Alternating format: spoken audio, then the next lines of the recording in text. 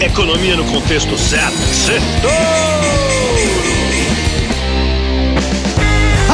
Boa noite, Brasil, ouvintes da Jovem Pan. Bem-vindos a mais um Sextouro, o resumo da semana econômica no contexto certo. E essa semana foi mais curta para o mercado financeiro.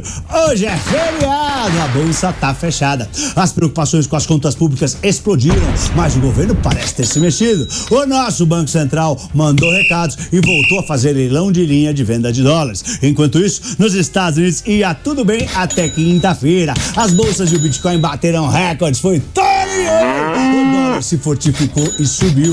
O mercado continua animado com as boas perspectivas com a vitória tripla de Donald Trump, que começou a anunciar nomes importantes no seu governo, como o do homem mais rico do mundo, Elon Musk. Mas quinta-feira, o presidente do Banco Central dos Estados Unidos disse que não vai ter pressa em cortar os juros, e isso azedou as bolsas por lá. Na semana, o Ibovespa B3 ficou perto do 0-0, quase na casa dos 128 mil pontos, enquanto o dólar subiu um pouco e ficou perto dos 5,80. Vamos para os pontos que eu separei para o nosso Sextouro de hoje. Primeiro ponto: fim da escala 6x1, demissões em massa à vista. O assunto da semana foi a proposta de uma parlamentar do PSOL de acabar com a escala 6x1, 6 dias trabalhados na semana e um dia de descanso. O tema conseguiu as 171 assinaturas na Câmara dos Deputados para que sua proposta seja votada na casa. A medida mudaria a Constituição. Essa deputada do PSOL defende que o país adote uma jornada de trabalho de 4 dias semanais com 3 dias de folga. Mas que isso seja feito sem redução salarial. Se a proposta for aprovada, vai quebrar a empresa, pode quebrar até o país. Nem as economias mais avançadas do mundo estudam algo igual. Para você ter uma ideia, na China e no México é 6-1. Nos Estados Unidos, na Alemanha, na Rússia, na França, no Japão, no Canadá, na Inglaterra, é 5-2. E que eu saiba, só a Suíça e a Islândia, que são riquíssimos, tem escala 4x3. Essa nova escala acarretaria em prejuízos econômicos, aumentando o custo e as demissões em massa.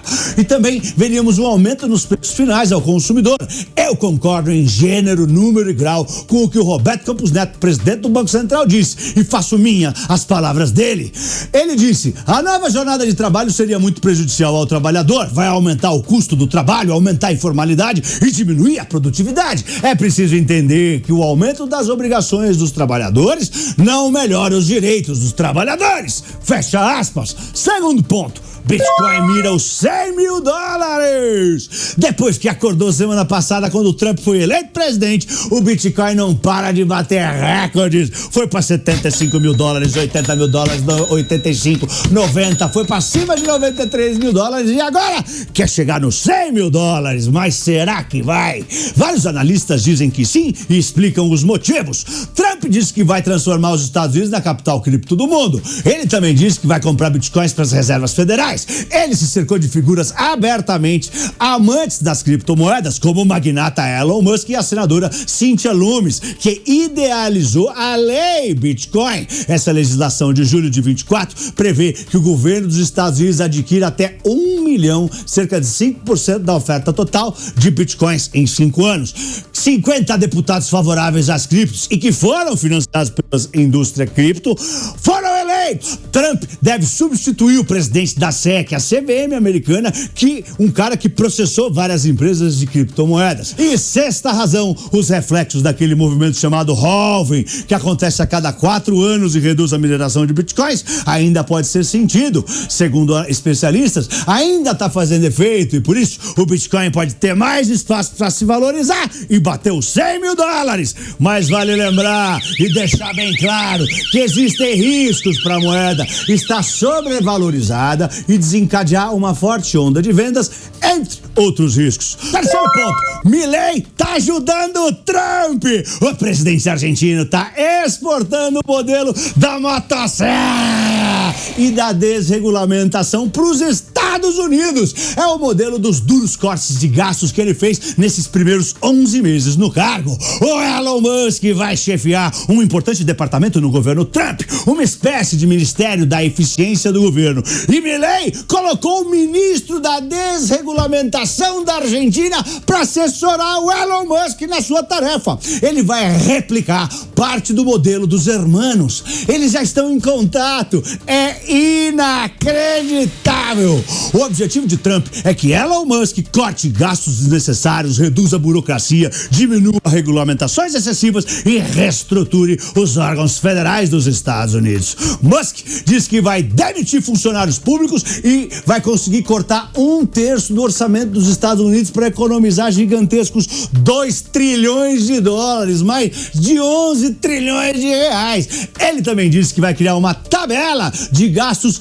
ridículos para mostrar pro povo americano o que os democratas estavam fazendo com o dinheiro deles. O Elon Musk foi escolhido porque é craque em corte de gastos. Depois de comprar o Twitter por 44 bilhões de dólares em 2022, lembra? Ele demitiu 80% dos funcionários e a empresa parece que funciona até melhor agora do que antes. Milei tá nos Estados Unidos para se encontrar com Trump, o primeiro presidente a se encontrar com ele depois das eleições, e eles devem anunciar novidades. Quarto ponto, Banco Central age no câmbio e manda recado. Nesta semana saiu a ata da última reunião do Copom e ela não foi nada animadora. Roberto Campos Neto e sua turma avisaram: se as expectativas da inflação continuarem piorando, o ciclo de alta de juros vai ter que ser mais longo. A expectativa para o fim do ciclo de alta de juros já disparou para 14%, né? Quando parar de subir os juros vai estar 14% e lá vai fumaça. E como todo mundo sabe, se os juros sobem, as bolsas caem.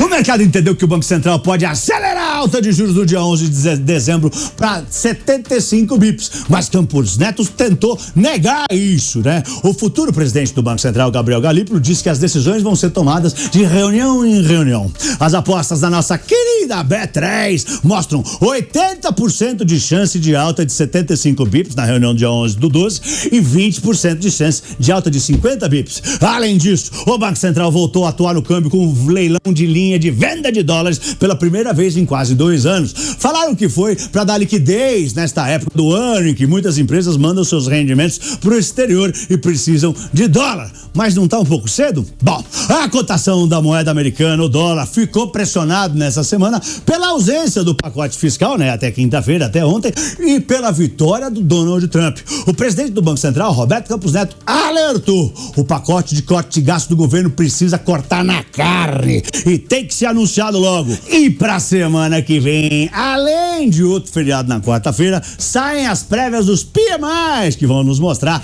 como as economias andaram na primeira quinzena de novembro. E também tem decisão de juros na China.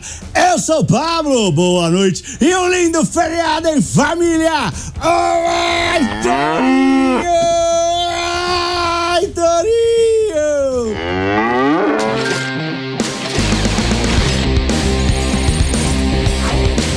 Economia no contexto certo. Certo!